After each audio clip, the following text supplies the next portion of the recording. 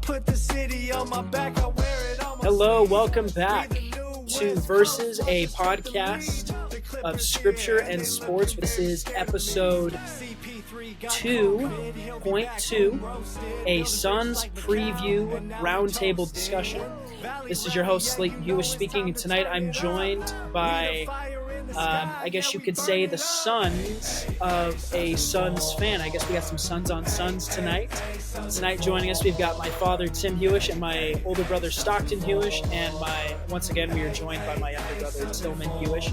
Tim, Stockton, Tillman, welcome to Versus. Feels good. Feels good. Thank you. Happy to be here. Feels Awesome. good to be back. Yes, welcome back, and thank you. Appreciate you guys taking the time to come out here. So tonight we're going to be discussing the upcoming season for the Phoenix Suns. Obviously, the season starts tomorrow. The NBA season officially kicked off tonight, and I just want to ask you guys, what are your expectations going into the season? Tillman, I'll start with you. What's your expectations going into tomorrow? My expectations are pretty high for this Suns team. I mean, I know they're not as good as we expected them to be last year, but we got some new additions, and I really like how they looked in preseason and how we drafted for right now and like a win now mentality. So, yeah, I think my expectations are high for this team. Awesome. Stockton. I echo Tillman. I'm kind of in the middle for expectations. I don't want to get my expectations too high just because we haven't seen a real game yet. But I think as the season progresses, my expectations will get higher. Right now, I don't want to set them too high because last year was a big disappointment. So I'm just kind of waiting and seeing, and then I'll be able to give you better expectations about a quarter of the way through the season. Okay, I appreciate your conservative approach there, pleading the fifth almost, if you will. Tim, what are your expectations going into the season? You know, my expectations are also pretty high, but I would temper them a little bit just because I want to see how this team meshes over the first 10, 15 games. They have looked good in the preseason. I really think the key to this year versus last year is going to be Bud's leadership, and how he is helping them to see the need to shoot more threes. And we saw that in the preseason. And if that continues on as the season goes about, my expectations are pretty high for this group. Awesome. Appreciate you sharing that. I'm kind of somewhere in the middle of you guys as well. I have high expectations, and I think a lot of Suns fans do with the roster that is presented and the message that's being preached from the front office and the ownership that this is our championship window. We have to take advantage of it. I'm overall pretty happy with the moves made in the offseason to improve the roster, from head coaching down to guys they brought in, maybe to be two-way guys. I'm pretty happy with it. Why do you guys think nationally and maybe locally as well, for a team that was just swept out of the first round and lost the games by a combined 60 points, why do you think there's so much anticipation and excitement around the Suns team? Tillman, we'll start with you. Yeah, I think there's a lot of like background noise, I guess you could call it, from last year being a disappointment to this year revamping the lineup and getting new additions to this 24 Suns team. But yeah, I'm hoping the background noise is true and like expecting all this good stuff to come from them. Stockton, what do you think? Kind of to piggyback off Tillman, I think there's better vibes in the locker room this year as opposed to last year. But every team says that at the start of a new year. But I think it's different with this year's team because there's a total philosophy shift going on with the Suns. Last year, it was a lot of mid-range, a lot of, hard twos, and the offense wasn't really aesthetically pleasing. And I think Bud is going to try and change that. And you can already see it in a few preseason games, right? They're shooting a ton of threes. It's not Celtics level, but I think Bud eventually wants to get there because I think the new NBA is trending towards analytics, and one of the biggest analytics is getting as many threes up as possible because three is more than two. So I think that's more the style you're going to see. It's going to be a more random offense. So I think the philosophy change is really what the biggest thing is. That's going to be their key, one of the biggest keys.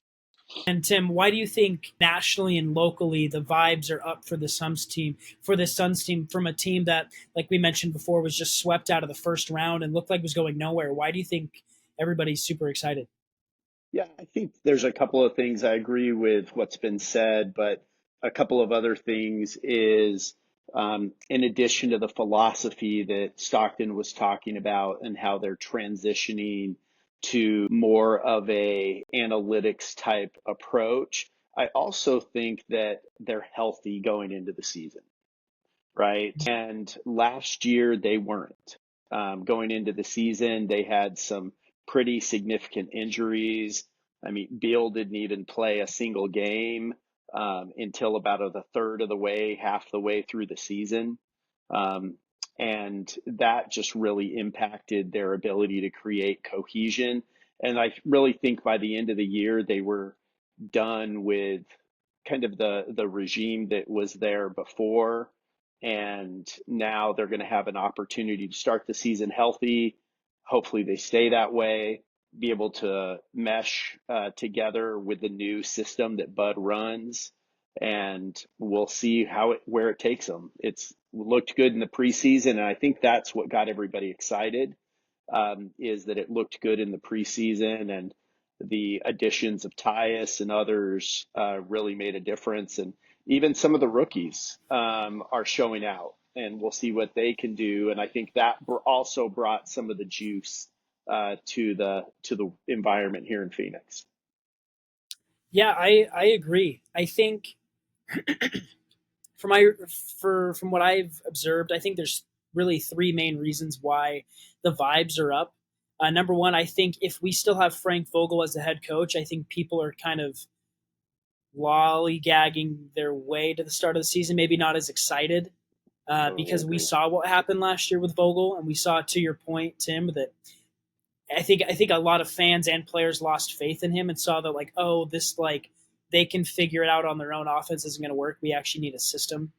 I think the addition of Tyus Jones is probably a big one, but I also think additions of guys like Monte Morris and a solid backup big and Mason Plumlee also just show that the Suns are going to be more deep this year. I feel like last year we may have been a little too overly optimistic with guys that they brought in, like Keita Bates-Diop and Yuta Oh Watanabe, my gosh. and guys that we thought were going to contribute and it didn't. But we have guys this time who are proven contributors on winning teams.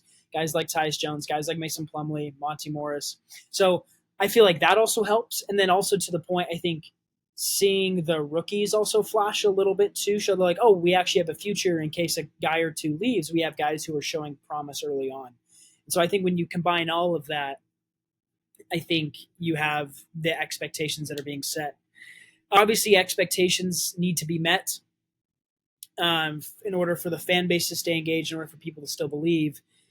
What do you guys think is a key to the season to have success? I think Dad already mentioned one, potentially just the fact that we're healthy starting the year is a key. Tillman, we'll go back to you. What is something you want to see the Suns do this year that in your mind will be successful? Like that will lead them to be successful. I want to see a way better assist to turnover ratio. Last year we had too many turnovers, too many. That's why we were the worst team in the fourth quarter. We had too many turnovers. We couldn't convert, and bringing in like guys you guys said like Tyus and Monte will kind of help with that assist to turnover ratio. But last year it felt like it was one assist and then right away one turnover. This year I want it to be more like three assists than like one turnover. I feel like that will help our the expectations that people have for us. I feel like that will help us a lot. Yeah, I agree. It's funny. I feel like every Suns fan by the end of last season was barking for us to go get a point guard. And I think another reason why we have belief is because they did just that. They're like, yep, you're right. We need a point guard. And they went out and got Monte Morris to bring off the bench. And they also have Tyus Jones, a proven good assist to turnover ratio point guard. So I think that's a really solid point there, Tillman. Stockton, what do you think is a key to success for you this season? I can't tell you how many times last year I was yelling at my TV saying, "Rebound the ball." I can't tell you how many times I was yelling at my TV, "Go get a rebound," because it seemed like every time they were late in games, they were getting second and third opportunities and converting them, and it's just a killer when you play 20 seconds of great defense and then all of a sudden they get the rebound and there's an offensive rebound and they score. It's really frustrating to watch. And they didn't do, I don't think they did a lot to address the rebounding issue. And so I'm really interested to see if they can rebound defensively, but also offensive rebound with the amount of threes they're going to be shooting this year. Offensive rebounding is going to be just as important. So if they can rebound at middle of the pack um, clip, I'm not saying they have to be a top five rebounding team, but like middle of the pack, like 10 to 18, if they're in that range, I think it'll bode well for them because last year they were like bottom five in the league in defensive rebounding. It was bad. And so I think that's going to be a big key. Yeah, I felt like last year they were just like, Nurk, go get the board. And Yep. Nurk, to his credit, Nurk did awesome on the boards. But I think Grayson Allen said it in the article that, it has to be a team effort this year. And that's so easy to say that. But I agree with you, Stockton. Until I see team rebounding, as soon as I see two or three guys crashing for offensive boards, 3 to 5 guys crashing for the defensive board, like, I don't know how much I can believe in the team because that was something that plagued them time after time last year was getting a rebound. So I agree. It was just too much standing around. Like you were saying, like you see like our guards are just standing there, like when they're in help position, and then you just see like they're just staring at the shot, they're staring at the ball, and then they're surprised when somebody goes over the top and rebounds it. It was really frustrating to watch. The only two guys that were rebounding last year were Nurkic and Durant to an extent, but other than that, like our guards got to rebound because we're small. We got to Yeah, rebound. agreed. Tim, what do you think? What's your key to success this year? Well, first off, I just have to say that I am so proud of my boys that they have learned how to win basketball games. Assist to turnover ratio, rebound the basketball, and they both know, and you know too, Slaton, what I'm going to say is the third item is can they translate the defense that Booker showed with Team USA? Can he translate that onto this team? Can they all get together and play team defense? And can some of these rookies who I'm really excited about, can they come in and give 5, 10, 15 minutes of tough defense to make things harder for the other team? Because if we can improve the assist to turnover ratio, if we can rebound at a decent clip, as Stockton mentioned, and if we can defend at a medium level, again, we don't have to be the elite defensive team. We have to defend enough to where we get some extra possessions through deflections, through steals, through block shots to where we get a few extra possessions because everything that we just talked about is more possessions. And that is what wins basketball games, is getting more possessions by not turning it over, getting more possessions by getting rebounds, and getting more possessions by getting deflections, block shots, steals. That will be the key to the season. Yeah, I agree. I think you guys all really hit it on the head. Those are things that I was thinking about as well. And I want to echo what you just said, Tim, about Devin Booker's defense. He had the tweet about, I'll do it. I'll play the tough D. I'll be the guy you just stick in the corner and plays tough defense. Obviously, we would want Booker to do more because he's going to be asked to do more. But that mentality of I'll do it, I'll scrap, I'll dive on the floor, I'll go crash the boards, I'll take the number one offensive threat. Like we need that mentality from these guys.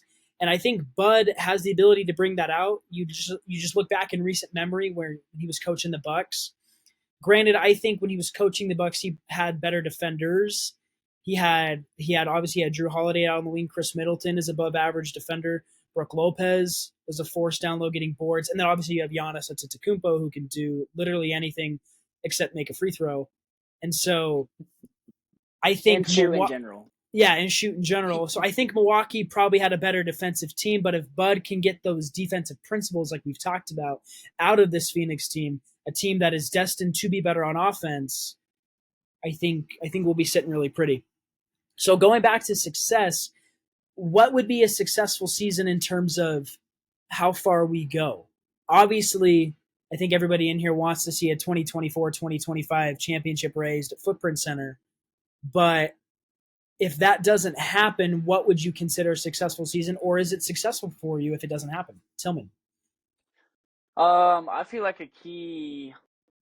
I feel like a key, my projection would be like I would want them to win a championship. I know everybody in Phoenix, everybody in Arizona wants them to win a championship this year, but if they don't, I think they at least need to make it to the conference championship. I mean, this team has a ton of talent, and just like what we've been saying earlier, as long as they can do all the stuff that was key to success, I think they need to at least make it to the conference championship. Conference championship, Stockton, what do you think? I think this has potential to be the best offensive team I've watched as a Suns fan. I've watched the 7 seconds or less Suns, but I think this has a chance to be the best, most efficient offensive team we've watched. With that said, if they don't win I'm going to say it, if they don't win it this year, when is it going to happen? Because Kevin Durant's getting older. Bradley Beal's getting older too. He's in his 30s. And Devin Booker's not going to wait around forever, and I wouldn't expect him to.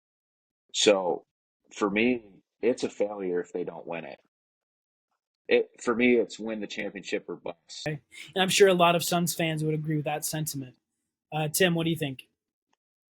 Yeah, I mean, I get excited just to be able to watch playoff basketball because we were so many years here in Phoenix uh, during the teens of the 2000s and early 2000s. We were so many years not even in, or we just snuck into the playoffs, but we knew we were about to get hammered when we got into the playoffs. So I'm excited to watch some more postseason basketball.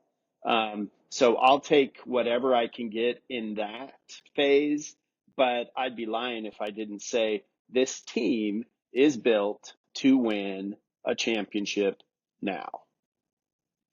We're not built to win a championship in 2 years. We're not in rebuild mode. We are built to win a championship now. And I think if you asked all the players, they would say the same thing, and their expectation is the same. That we need to get to the Western Conference Finals, win it, and then we need to get to the championship and win it. Yeah, what if the player's goal is to win a championship? Why isn't that ours too? Why aren't we holding them to that? So I think that's why it's championship or bust too. Yeah. Yeah, I agree with those sentiments. I think I would teeter more on what Tillman said, just based off recent playoff exits and how poorly the Suns have exited the postseason the last 3 years. If we could get to the conference finals and let's say we lose in 7 to like Denver or I don't even want to say other options because I feel like we shouldn't. But if it's Denver, you kind of just hang your hat and you're like, okay, whatever. But I agree that it needs to be a championship or bust mentality. I think I would be satisfied if they won the West, and then if they, I mean, obviously I'd be devastated if they lost in the finals, but I think another Western Conference banner would satisfy me. It wouldn't thrill me, but I'd be like, okay, it wasn't a complete loss this year because they got to where they wanted to go. But to your guys' point, because the window is closing, they got to take advantage of it now. And who knows what's going to happen. I will say this, the longer that there is not a championship banner in Phoenix, the tougher and the more painful the Kevin Durant trade I think is going to be for many Suns fans. So because you blow up the core you blow up the core that you had building a team that had just gone to the finals a year prior for Kevin Durant, which again, it's a trade you should make. But if the trade doesn't pay off, it's like, oh crap, in hindsight, should we have made that trade? Real quick, I'm just going to kind of disagree with that. I think that specific team iteration of the Suns had run its course, and I think it was the right time to blow it up. I mean, you see Cam Johnson's a shell of himself in Brooklyn, and where's Jay Crowder? He's nowhere. Um, and Mikal Bridges, I hate to say this, but his shot's broken.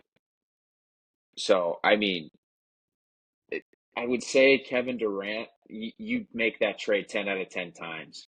Stockton, You have to. you're forgetting about DA. I'm never going to bring up Oh, DA, dude. What a I actually big forgot about waste. DeAndre Ayton. He's on my fantasy basketball team, and I forgot about DeAndre Ayton. Well, Granted, I What are you didn't talking draft about, my. bro? What'd you have? The last pick?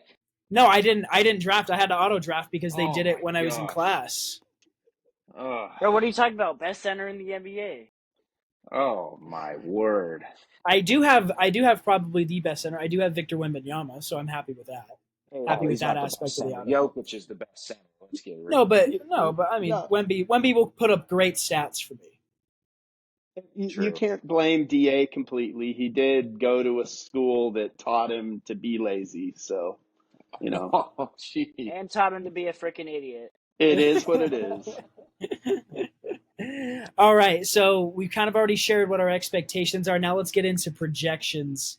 Let's just go win loss. There's 82 games. I'm gonna take note so we can revisit this maybe at the end of the year. But I'm gonna take note of the win loss projections you guys have for the 2024-2025 Phoenix Suns. And Tillman, we're gonna start with you. Out of 82 games, how many games do you think the Suns win in the Um, regular season? I think the Suns win. I think the Suns go 60-22, All right. but they end up being the 2 seed. So you think we're going to have a team out in the West with how competitive it is that's going to win like 61, 62, 63 games? I can tell you who I think that team is. Who do you think it's going to be? The Oklahoma City Thunder. Okay. Stockton, what do you think? The Suns win-loss projection. I'm going to go a little lower. I think it's going to be 58-24, but I also think they'll be the second seed because I think the West is just brutal. So I think everybody's just going to beat each other up. But I actually agree with Tillman. I think Oklahoma City is going to be the 1 seed as well. And they're going to win about 65 games. Okay. And then also, Tillman, sorry, going back to you, what's your projection for – so obviously you have them making the playoffs. Where do you think their postseason trip ends? I think their postseason trip ends with the championship trophy in their hands. Oh, all right. All right, Stockton, what do you think? Where do you think their postseason journey ends? I want to say so badly the same thing Tillman said, but I'm going to be a little more realistic. I think they lose in the finals to the Boston Celtics. I think the Celtics repeat. Okay. I think that series will be – I think it'll be a hell of a series, that series. But I think Boston's experience recently will help them, and I think Boston is a little bit better version of what the Suns want to be. So I'm going to go to the Celtics in 7. Okay. And Tim, what do you got? Win-loss and then postseason. I think we're going to take a measured approach during the season and rest guys from time to time. Um, and so I think we're going to probably end up about 53-29, somewhere in that range. Because, and also Stockton mentioned it, the West is brutal, right? So I think there's going to be times where we're going to be playing on a back-to-back against another really good team, and they're going to be like, you know what, we'll take this one on the chin, and we'll, make sure that we've got guys healthy, because the key for this team, because they're older, is they got to stay healthy and they got to be healthy when the playoffs start, right? So if that means you sacrifice 5 or 6 wins during the season, so be it from my perspective. Um, and so that probably is going to put us third or fourth in the West, I'm guessing, somewhere in that range. And I'm okay with that. As long as we're steering clear of any of the play-in stuff, and then being able to get a series at home to start, that would be success for me for a regular season perspective. And then when you're talking about where we end up, I hope we're not standing there with a participant ribbon in our hands, because we all know none of us like participant ribbons, especially if we have a cold burger and cold fries and they put ketchup on our burger and mustard. So anyway, for me, we've got to at least get to. I'm glad you guys finally caught the reference. Okay. All right. I All don't get right. it. All right. Stockton should know that reference. It was him. Got a participant Oh. ribbon while swimming. And he's like, I got a participant ribbon. My fries are cold. It's been a horrible day. So. That's probably how I'm going to feel if the Suns lose. So Exactly. So, again, I would say, expectations are that championship game. I would say I think it's going to be rough to get out of the West. But if they get out of the West, I like their chances. I know Boston's tough. I know there's some other good teams in the East. But I think if they get through the West, I like their chances in the championship game. So you got them winning the chip? I either have us losing in the Western Conference Finals, but if we get past the Western Conference Finals, I have us winning. So get off the fence. Yeah, it's like, I need a concrete yes or no, basically. Yes or no, basically. I need do you think they're going to lose in the Western Conference Finals, or do you think they're going to win the chip? Okay, if you're gonna pin me down, they're gonna win the chip, because that's what my heart says. So Okay. my brain says they may not make it out of the West, but I think this is what I think. My prediction is the Suns are going to go. They're going to go. They're going to go 56-26. I think they're going to be the third seed in the West, and I think my gut tells me they're going to lose in the second round. Oh. I think they're going to lose to whoever the 2 seed is, whether that's Minnesota, whether that's OKC, whether that's Denver. Oh. And that's what I think. I think a part of me deep down just feels like this team, while I like this team better, I just feel like this team might have another postseason exit. And again, I want them to prove me wrong so bad, but I'm saying that way my expectations aren't shot if we don't win the chip. But I feel my guts tell me, like, I feel like we're just going to lose in the second round. Oh. If that happens, they're blowing it up. Yeah, well, I guess it depends, right? Like, if they get swept in the second round, it's like, okay, this team can't compete. No, I think they blow it up regardless. I also think if your prediction's right, Slaton, I think it all depends on why did they get beat in the second round. Did they get beat in the second round because Kevin Durant's out because he was hurt? Or did they get beat in the second round because we just got dominated on the glass, and we can solve for that by bringing in some other rebounders or something? Maybe not a blow up, but if it's not for those types of reasons, I'm with Stockton. This would be year 3. You gotta do something else. Yep, got to get some draft capital back.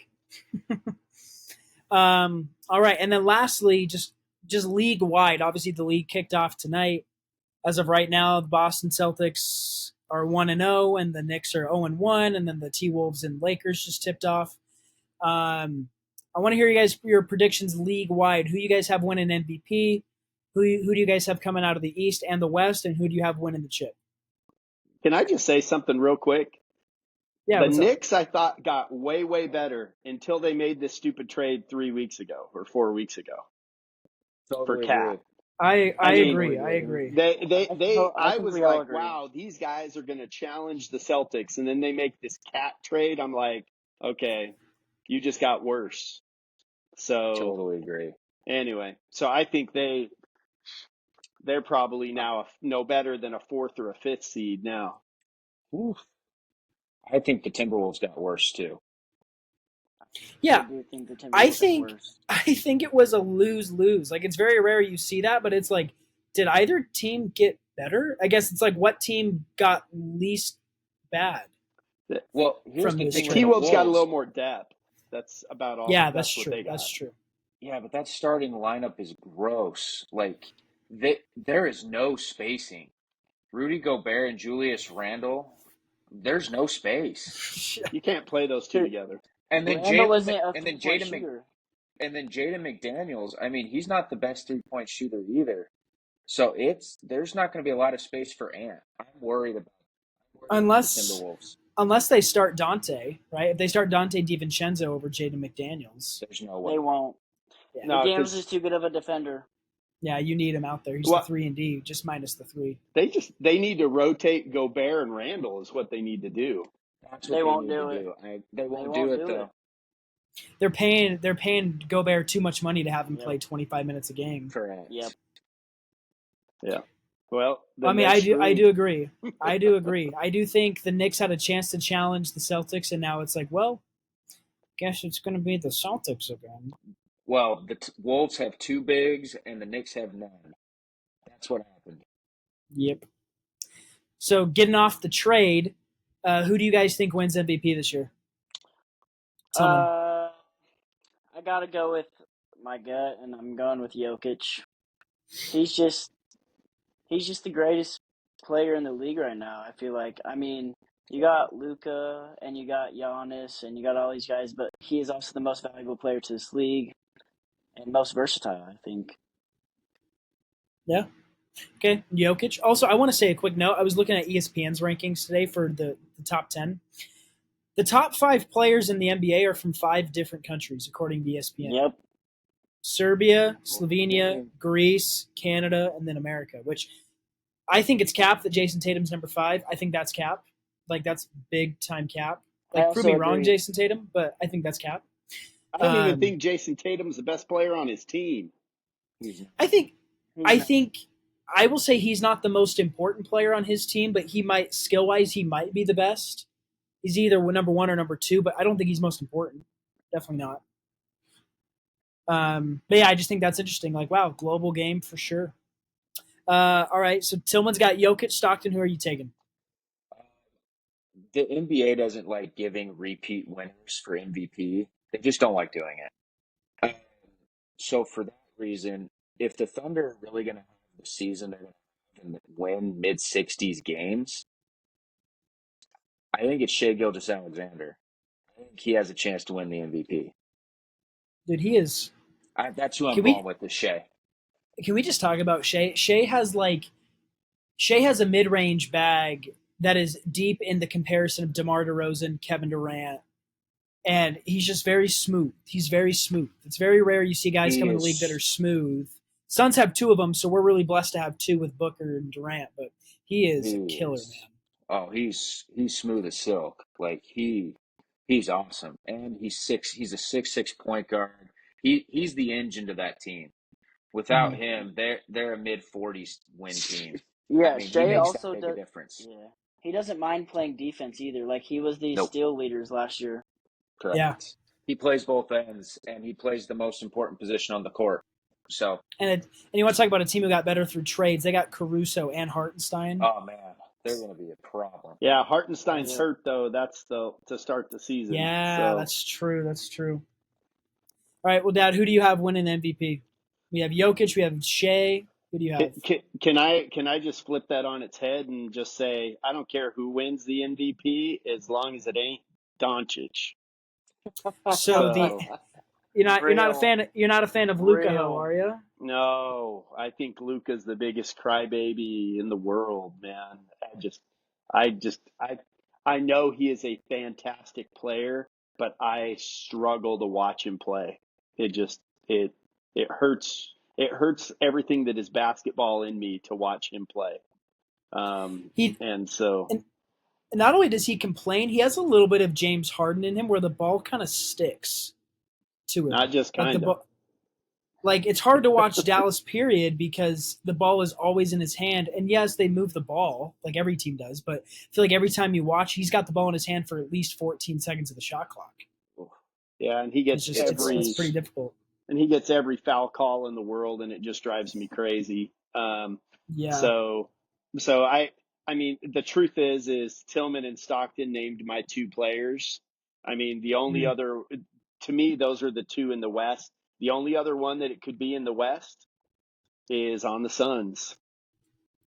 And that's if Durant has a crazy year, totally and agree. Suns end up being the number one seed and marching their way through the playoffs, you could see KD getting the MVP. Especially if he averages 30 points and like 8 boards, and he plays like high level defense like he did last year. Yeah, you could see it.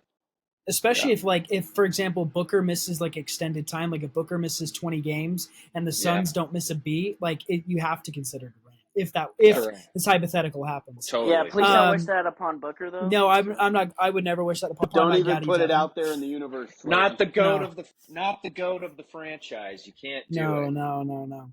Well, I'll throw out a name then. This is a player that I hate that I love him so much, but I freaking love Anthony Edwards. Ugh. Like, I think, like, I hated the fact that he was jawing us out of the postseason, but that dude, man, he's got some serious aura to him that I cannot deny. He's, in my mind, I don't think he's ever going to escape the MJ allegations. I just think he's got a shot, but I don't think his team is going to make him. I don't think his team success is going to make him relevant enough. No, it won't. So I will, and I think Jason Tatum kind of falls into the same category where people are like, how come Jason Tatum isn't considered? And it's like, well, his team is too good without him that he can't. His team doesn't rely on him. So I think I agree with you guys. I think if you're going to go odds, you got to say Jokic or Shea. But I'm just going to throw out another name just to be different. I'm going to throw out Anthony Edwards as my pick for MVP. Just because if there's another guy, if you're trying to talk about a non-repeat champ, like a first-time champ, other than Shea, I think Ant's got the best chance. And then maybe Tatum or – Luka. Luka's probably got a good chance. But I'm on the anti-Luka train as well, so I won't even mention him. If you were saying going to win an MVP in the next 10 years, I would be with you, Slaton. I think it's just too early for Ant. I don't think he's got the team around him now to be that, and he's still got to mature. Still got to mature as a player. Although I'm also saying that because I want to throw out a different name. I don't want to say Jokic or Shea, but I think anyone that we listed, especially the anti-Luka, I think have a good chance. So, and then sorry, go ahead. Also with Ant, I just don't think he's efficient enough. I think he takes too many bad. I think he takes too many bad shots, and he forces a lot, and that gets him into trouble. So yeah, I could definitely see that too. All right, who do we have winning? We'll start with the East because the East is it's Celtics are the field really. Who do you guys have winning the East? You guys got the Hornets coming out of the East this year? Right. I was thinking more of the Wizards. Oh, true. Yeah, I forgot about the Wizards. No, I'm pretty sure Washington forgot about the Wizards. I'm pretty sure we all forgot about that one guy in the East named Ben Simmons, who's better than ever this year. True. I did forget about that. I'm joking, but I'll just be an average. I'll go with the Celtics. I mean, they looked really good tonight, so. I'll say Celtics as well, but I'll give you a dark horse team too. Indiana's really good. I like Indiana a lot. And they had a great experience last year getting to the Eastern Conference Finals. If they stay healthy, I like Tyrese Halliburton. I think he's the best point guard in the East. I think he's better than Jalen Brunson. I think he's just a way better passer, and he gets his team more involved, and their offense is fun to watch. So if it's not the Celtics, I could see the Pacers. Can I name my dark horse? Sure. I think I agree with stocking the Pacers, but I also think the Magic too. Um, I think Paulo's going to have a maybe All NBA first team this year because if he leads that team to at least the conference finals, I think he deserves. He's going to have a great season this year. I have a feeling, but That too. All right, Dad, you taking Celtics or the field? If you're giving me that option, I'm taking the field just because I'll play the odds on it. And so I would take the field.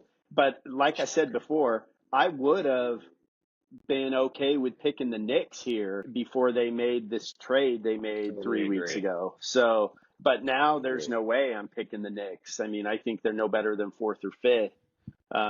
So I will take, if you're saying Celtics or the field, I'll take the field. Yeah, and the other teams you would consider, like Philly, we have no idea what Philly's going to look like. because Joel If Embiid Paul can't play George is back to going to back be, games. yeah, Yeah, Joel Embiid can't and stay who knows healthy. what Paul George is going to be. So Yeah, and Paul George can't stay healthy. They can't rely on Maxi's Tyrese Maxey. Maxey's a stud. He No, is. Tyrese Maxey is legit, but he can't carry the he's not going to Sixers by carry. himself. Yeah. No, agree. And then even a team like Milwaukee, like I have no faith in Doc Rivers. And the tricky thing is like the East just doesn't have the depth. So I hate to just follow suit. But there's really nobody that I could say honestly that I think is going to beat the Boston Celtics unless someone gets hurt or like half the team gets hurt. So I'm going to also say Boston. Now comes the harder one. Who do we think is coming out of the Western Conference? I'll say the Suns. I mean, I want it to happen, and they have the talent, so I'll just say the Suns. I think that makes sense based off your prediction. So Stockton, who do you have? I'm going Suns as well. But if there is another team um, that could go to the finals, it really does pain me to say this one. Mhm. Uh, no, Don't say it. I'm not gonna say it. I'm gonna go away from that. I think Denver's the other team that could make it to the finals too. Yeah, it's okay. We all know, like we all agree here that Anthony Davis just doesn't have the longevity for the Lakers to make a legit run. So you know. I can tell you that right now. That's not who I was thinking. But it's okay. It's okay. It's okay. We don't have to. I know we're trying not to pander to the media here, so you don't have to. I thought Stockton was going to say whoever LeBron James gets traded to at the trade deadline. You mean So- Bronny James? 3 weeks ago, I would have said. What are you talking about? I would have said the Timberwolves had a good shot 3 weeks ago, but not anymore. Yeah. Bronny James is going to be in the G League by the time the trade deadline happens. Yeah. All right, Dad. Who do you got coming out of the West? Out of probably the deepest the Western Conference has probably been in the history of the NBA. I mean, you look at 1 through 12. Even teams like the Houston Rockets and the Utah Jazz are probably going to win 35, 40. Yeah, they're probably going to win 35, 40 games. Yeah. Well, there's only one slouch in the West, and it's Portland. Yeah. Well, when I was talking about before that, I could either see if the Suns get to the championship of the entire NBA, I think they will win it. The harder game, I think, is going to be in the Western Conference Finals. So I will still take the Suns since that's what I said.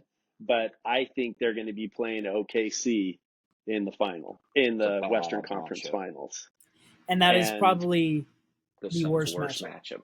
Totally agree. It is. It would be a very tough matchup. So if that happens, I could see OKC coming out of the West. 100%. But I'm still going with the Suns and just hoping that they all decide they're going to play defense and stay healthy.